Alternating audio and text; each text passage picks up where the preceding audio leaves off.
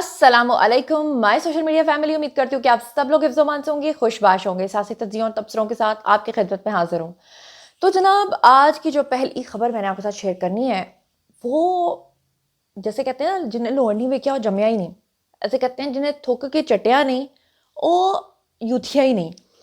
अब आप देखें कि खान साहब ने आज तक अपनी की हुई कोई ऐसी बात नहीं है जिस पे यू टर्न ना लिया हो। खान साहब और उनके हवाले से उनकी जो पार्टी के लोग हैं, अभी पिछले दिनों शानदाना गुलजार ने भी ये बात की, बाकी लोगों ने भी ये बात की कि हम लोग मौरूसियत और मौरूसी सियासत के ऊपर यकीन नहीं रखते। यहाँ तक कहा गया कि खान साहब अपने घर की जो औरतें हैं उनको सियासत में नहीं घसीटते हैं, उनकी बहनें सियासत का हिस्सा नहीं है, बुशरा बीबी सियासत का हिस्सा नहीं है। लेकिन यहाँ पर मुझे आपसे शाबाश चाहिए। जिस दिन बुशरा बीबी जेल से रिहा हुई थी, मैंने आपको उसी दिन बताया था कि वो डील का एक नतीजा है। मैंने आपको बताया था कि वो पार्टी को अपने काबू में अब कर लेंगी और पार्टी के मामलात और इंतजामात को चलाएंगी। लेकिन उस वक्त कुछ लोगों को मेरी बात शायद सच्ची लगी होगी, कुछ लोगों को नहीं लगी होगी, कुछ लोगों को लगा बच्ची सी है यार, इसकी क्या बात को सीरियस लेना।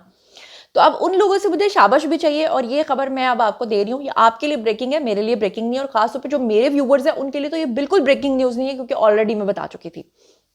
अब फाइनल खबर यह है कि बुशरा बीबी की सियासत में बाज़ाब्ता तौर पे एंट्री हो चुकी है। 24 नवंबर के एहतजाज के लिए जो टीम्स तश्कील दी हैं वो भी बुशरा बीबी ने दी हैं। सुभान अल्लाह।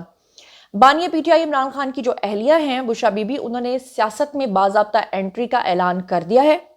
और पीटीआई जराये के मुताबिक बुशरा बीबी ने 13 नवंबर को पीटीआई की सियासी क़यादत को पेशावर में बुलाकर मीटिंग भी की है और उन्हें 24 नवंबर के एहतजाज की हिकमत अमली के अहकामात भी दिए हैं।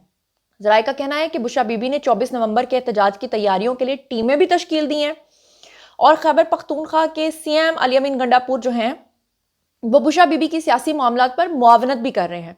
जराये के मुताबिक पंजाब और खैबर पख्तूनख्वा की पार्टी क़यादत को हतमी मंजूरी के लिए बुशरा बीबी का पाबंद कर दिया गया है और यह भी बताया गया है कि बुशरा बीबी 1 नवंबर से पार्टी फैसलों में अहम किरदार भी अदा कर रही हैं।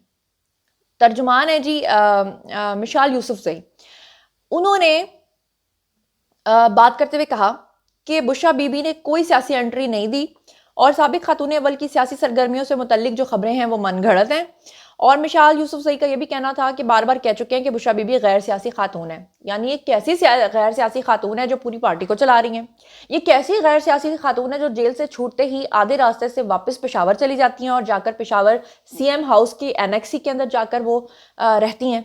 ये कैसी जो है वो गैर सियासी खातून है जो कि ऑर्गेनाइज कर रही हैं तमाम चीज़ों को जो है वो ऑर्डर्स कर रही हैं और फिर उसके बाद उनकी पार्टी के लोग कह देते हैं नहीं नहीं वो तो गैर सियासी हैं। Good joke. एक और अहम खबर आपको दे दूं कि 2 दिन पहले जो ख्वाजा आसिफ के साथ वाकया पेश आया, जहां पर गाड़ी के अंदर उनको कत्ल करने की और छुरी मारने की जो धमकियां दी गई एक शख्स की तरफ से, और आपको मैंने बताया था कि ख्वाजा आसिफ जो हैं वो गाड़ी से फिर उतर के चले गए। हम सब लोगों ने इसके ऊपर मजम्मत की कि ख्वाजा आसिफ को ऐसे नहीं करना चाहिए था, उनको इनके खिलाफ एक्शन लेना चाहिए था। तो उस हवाले से आपको बताऊं कि जो कत्ल की धमकियां देने वाला जो शख्स था जिसने हरासानी की थी, उस वाक़े की रिपोर्ट लंदन पुलिस को दर्ज करवा दिया फाइनली ख्वाजा आसिफ ने, जो कि एक बहुत ही अच्छी बात है, करवानी चाहिए। पाकिस्तान हाई कमीशन लंदन की जानिब से जारी एलामिया के मुताबिक वज़ीर दिफा ख्वाजा आसिफ जो हैं वो पाकिस्तानी हाई कमीशन लंदन आए, जहां उन्होंने पुलिस को ट्रेन वाक़े की रिपोर्ट जो है वो दर्ज करवाई। पाकिस्तानी हाई कमीशन के मुताबिक ख्वाजा आसिफ ने पुलिस को कत्ल की धमकी और हरासानी के वाक़े से जो तफसीलात हैं उससे आगाह किया। पुलिस को उन्होंने बताया कि वाक़या 11 नवंबर की दोपहर को 3:30 बजे एलिज़ाबेथ लाइन में पेश आया। लंदन में निजी तौर पे वो आए हुए थे और अपने एक अजीज के हमरा एलिज़ाबेथ लाइन के जरिए जो है वो जा रहे थे एक दूसरी जगह, जिस दौरान उनको ये सारी धमकियां दी गई। ख्वाजा आसिफ ने बताया कि 3 से 4 अफराद पर मुश्तमिल एक खानदान के अफराद ने ट्रेन में उनको हरासा किया, बिला इजाजत उनकी वीडियो बनाई, नाजेबा अल्फाज इस्तेमाल किए और छुरी से कत्ल करने की धमकी भी दी। अच्छा, एक और खबर आपको दे दूं कि ख्वाजा आसिफ ने यह कहा कि कत्ल की धमकियां और हरासानी के ऐसे वाकयात बरतानिया में मुकीम 17 लाख पाकिस्तानी नयाद बरतानवी शहरियों के लिए बाइसे शर्म और काबिल अफसोस हैं। और हाई कमीशन लंदन का कहना है कि वाक़े की तहकीकात लंदन की ट्रांसपोर्ट पुलिस जो है वो कर रही है, क्योंकि वो ट्रांसपोर्टेशन में थे, ट्रांसपोर्टेशन के दौरान उनके साथ ये वाक़या पेश आया था। तो अच्छी बात यह है कि मुकदमा दर्ज करवाया है उन्होंने, और अच्छी बात यह है कि आजकल जो PMLN के लोग हैं वो अपनी अग्रेशन दिखा रहे हैं। एक और खबर आपके साथ शेयर करती हूँ जनाब, और वो ये है कि तहरीके इंसाफ के खिलाफ इकदामात पर इमरान खान ने सुप्रीम कोर्ट में दरख्वास्त जो है वो दायर कर दी है। और बानिया पीटीआई इमरान खान ने हुकूमत की जानिब से तहरीके इंसाफ के मुखालिफ इकदामात पर सुप्रीम कोर्ट से रजू कर लिया है। बानिया पीटीआई ने तहरीके इंसाफ के खिलाफ रियासती इकदामात की जुडिशल इंक्वायरी करने की इस्तदा की है اور پی ٹی آئی کی جانب سے وکیل سلمان اکرم راجہ کے توسط سے دائر آئینی درخواست میں موقف اختیار کیا گیا ہے کہ بانی پی ٹی آئی عدالت عظمیٰ کی توجہ حکومت کی جانب سے نامعلوم افراد کے ساتھ مل کر ملک میں کی جانے والی آئینی بنیادوں پر حقوق کی خلاف ورزیوں کی جانب توجہ مبذول کرانا چاہتے ہیں۔ عمران خان کی جانب سے دائر درخواست میں یہ کہا گیا ہے کہ اس وقت ملک میں فسطائیت کا نظام رائج ہے، سیاسی رہنماؤں، انسانی حقوق کے کارکنان اور دیگر افراد کو غیر قانونی گرفتاریوں، جھوٹے مقدمات اور طویل المدتی قید و بند کا نشانہ بنایا جا رہا ہے۔ حکومت کی طرف سے انہوں نے کہا کہ شہریوں کا اغوا، قانون کا غلط استعمال، میڈیا اور آزادی اظہار رائے پر قدغن، عدلیہ کی آزادی کو مسخ کرنے جیسے اقدامات کے ذریعے متعدد آئینی بنیادی حقوق کی خلاف ورزی کی جا رہی ہے۔ درخواست میں موقف اپنایا گیا ہے کہ درخواست میں ریاست میں موجود کچھ طاقتور عناصر تحریک انصاف کا گلا گھونٹنے اور پارٹی میں توڑ پھوڑ کرنے کی ہر ممکن کوشش کر رہے ہیں۔ درخواست میں 26ویں آئینی ترمیم کو بھی تنقید کا نشانہ بنایا گیا ہے اور کہا گیا ہے کہ 26ویں آئینی ترمیم نے عدلیہ کی آزادی کو تباہ و برباد کر دیا ہے۔ اس ریاستی ظلم و جبر اور بانیہ پی ٹی آئی کا نام اور تصاویر میں جو مین سٹریم میڈیا ہے اس پر نشر کرنے پر پابندی کے ذریعے بانیہ پی ٹی آئی کے ملٹری ٹرائل کا راستہ بھی ہموار کیا جا رہا ہے۔ اچھا، ویسے بائی دا وے میں آپ کو بتاؤں کہ جو میری اطلاعات ہیں اس میں یہ کہا جا رہا ہے کہ عمران خان کا فی الحال ملٹری ٹرائل نہیں ہونے جا رہا، لیکن سننے میں آیا کہ جو جنرل فیض ہیں، ریٹائرڈ فیض، ان کا جو ہے وہ نومبر کے مہینے کے بعد کسی بھی دن جو ہے وہ اس طرح کا ٹرائل سامنے آ سکتا ہے، ان کا جو ہے وہ کورٹ مارشل کیا جا سکتا ہے۔ استدعا کیا درخواست کے اندر خان صاحب نے کہ تحریک انصاف اور اس کے قائدین اور کارکنان کے خلاف جو ظلم و ستم ہے وہ چیف جسٹس آف پاکستان اور 2 سینئر ترین ججز کے ذریعے جوڈیشل انکوائری کروائی جائے۔ جوڈیشل انکوائری کے ذریعے اختیارات کی جو تجاویز کر کے ظلم و ستم کا بازار گرم کرنے والے ریاستی اہلکاروں کی نشاندہی کر کے ان کے خلاف قانونی کارروائی کی جائے۔ آئین پاکستان میں فراہم کردہ بنیادی انسانی حقوق کی پاسداری کرنے کے احکامات جاری کیے جائیں۔ درخواست میں استدعا کی گئی ہے کہ مقامی انتظامیہ کو دفعہ 144 کا بے دریغ اور غیر منصفانہ استعمال جو ہے وہ کرنے سے روکنے کے احکامات بھی جاری کیے جائیں اور سیاسی رہنماؤں اور کارکنان اور دیگر شہریوں کے خلاف ایم پی او کے تحت تفویض کردہ اختیارات کے غلط استعمال سے بھی روکا جائے۔ مزید استدعا کی گئی ہے کہ ایک ہی فرد کے خلاف سلسلہ وار مقدمات کے اندراج کو روکنے کے احکامات جاری کیے جائیں۔ ضلعی انتظامیہ کی جانب سے تحریک انصاف کو جلسے اور ریلی کی اجازت نہ دینے کے خلاف احکامات جاری کیے جائیں اور وفاقی سیکرٹری داخلہ، وفاقی سیکرٹری قانون، سیکرٹری دفاع، سیکرٹری کابینہ ڈویژن، چاروں صوبوں کے chief secretaries, inspector general of police, superintendent Adiala jail, NAB, F I A اور الیکشن کمیشن اور پیمرا کو فریق بنایا گیا ہے۔ اس میں ایک اور اچھی خبر آپ کے ساتھ شیئر کر لیتی ہوں کہ اسٹاک ایکسچینج میں کاروبار کا مثبت دن رہا۔ 100 انڈیکس میں 836 پوائنٹس کا اضافہ ہو گیا ہے اور جمعرات کو اسٹاک ایکسچینج جو ہے 100 انڈیکس 836 پوائنٹس کے اضافے سے 94,191 پر بند ہوا۔ بازار میں 1 ارب کروڑ شیئرز کے سودے ہوئے اور شیئر بازار کے کاروبار کی جو مالیت ہے وہ 32 ارب روپے ہے۔ اس کے علاوہ مارکیٹ کیپٹلائزیشن جو ہے وہ 101 ارب روپے سے بڑھ کر جو ہے وہ 12,152 ارب روپے ہو گئی ہے، جو کہ ایک بہت ہی خوشائن بات ہے۔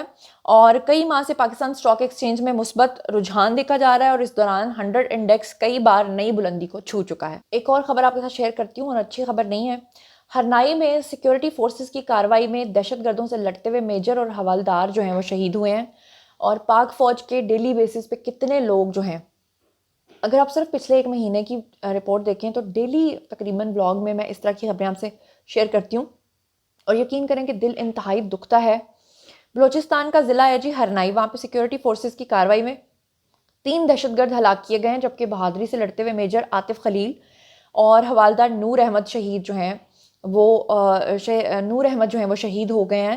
پاک فوج کے آئی ایس پی آر کے مطابق 14 نومبر 2024 کو ہرنائی میں دہشت گردوں کی موجودگی کی اطلاع پہ آپریشن کیا گیا اور آئی ایس پی آر نے بتایا کہ سیکیورٹی فورسز کی کارروائی کے نتیجے میں 3 دہشت گرد ہلاک ہوئے اور بے گناہ شہریوں کو نشانہ بنانے کا جو منصوبہ ہے وہ بنایا گیا تھا، اور انہوں نے بتایا کہ آپریشن کے دوران جو ہے وہ سیکیورٹی فورسز کی گاڑی کے قریب دستی ساختہ جو بم ہے وہ پھٹا، جس کے نتیجے میں 28 سالہ میجر جو ہیں وہ شہید ہو گئے اور آپریشن کے دوران جو ہے وہ 38 سالہ حوالدار نور احمد بھی بہادری سے لڑتے ہوئے شہید ہو گئے۔ آئی ایس پی آر کا کہنا تھا کہ سیکیورٹی فورسز بلوچستان میں امن و استحکام کے خلاف کوششیں ناکام بنانے کے لیے پرعزم ہیں، اور 26 سالہ میجر محمد حسیم شہید نے 6 سے 8 ماہ تک دفاع وطن کا مقدس فریضہ جو ہے وہ سر انجام دیا۔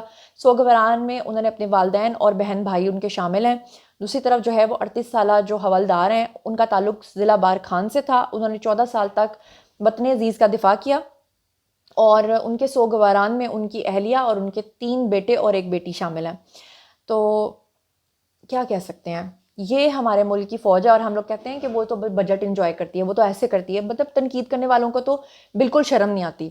بہرحال اللہ تعالیٰ ہمارے ملک کے اندر جو ہے وہ استحکام لائے، آمین ثم آمین، اور دہشت گردی سے ہم چھٹکارا پا سکیں.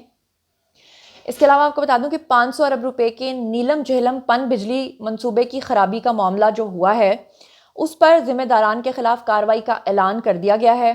آپ کو اچھے طریقے سے پتا ہے کہ 500 ارب روپے کا جو نیلم جہلم پن بجلی منصوبہ تھا اس میں لاکھوں ڈالرز جو ہیں وہ جھونکے گئے ہیں.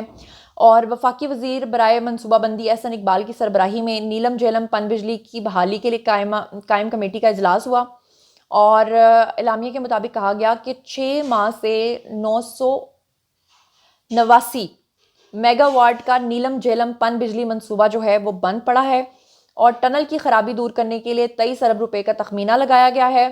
اور پن بجلی منصوبہ جو ہے وہ مئی 2024 سے ٹنل خرابی کے باعث جو ہے وہ بند کرنا پڑا. کمیٹی کو منصوبے کے خراب حصے کی مرمتی لاگت کا تخمینہ عالمی ماہرین نے دیا اور احسن اقبال کا کہنا تھا کہ نیلم جہلم پن بجلی منصوبے کی تعمیری لاگت کا تخمینہ جو ہے وہ 80 ارب روپے سے شروع ہوا. پن بجلی منصوبہ جو ہے وہ 500 ارب روپے میں مکمل ہوا اور کہا گیا ہے کہ منصوبے کی خرابی کے ذمہ داروں کے خلاف جو ہے وہ کارروائی کا اعلان کرتے ہوئے وابڈا کو ہدایت جاری کی ہے کہ منصوبے کا بحالی پلان جو ہے وہ لاگت اور وجوہات پر رپورٹ فراہم کی جائے. اور جاتے جاتے 2 چھوٹی چھوٹی خبریں آپ کے ساتھ شیئر کر لوں. ایک تو یہ کہ شیخ رشید کے اوپر زرداری کو قتل کی دھمکیاں دینے کا اور قتل کی سازش کا جو کیس چل رہا تھا اس سے ان کو بری کر دیا گیا ہے. اور دوسرا یہ کہ اس وقت پورے پنجاب کے اندر جو اسموگ کی صورتحال ہے وہ آپ کے سامنے. پنجاب میں دھند اور فلائٹ آپریشن شدید متاثر ہو چکے ہیں. 11 پروازیں اب تک منسوخ ہو چکی ہیں اور متعدد جو ہیں وہ تاخیر کا شکار ہیں. تو اگر آپ لوگ اوورسیز ہیں اور آپ پاکستان آنا چاہتے ہیں تو آج کل کے دنوں میں تھوڑا سا گریز کیجیے. تو جناب یہ تھا آج کا ویڈیو. باری ہے جی آپ لوگوں کی آئی کامنٹ سیکشن میں اور مجھے بتائیے کہ آپ ان تمام خبروں کے بارے میں کیا سوچتے سمجھتے ہیں. جو کچھ بھی آپ سوچتے سمجھتے ہیں شیئر کیجیے، پرسنلی جواب دوں گی. مزید خبریں، بلاگز، انٹرویوز اور سیاسی تجزیے جاننے کے لیے میرے ساتھ کنیکٹڈ رہنا ہرگز مت بھولیے گا. چینل کو سبسکرائب کر لیجیے گا. اپنا بہت خیال رکھیے گا. اللہ نے کے بان.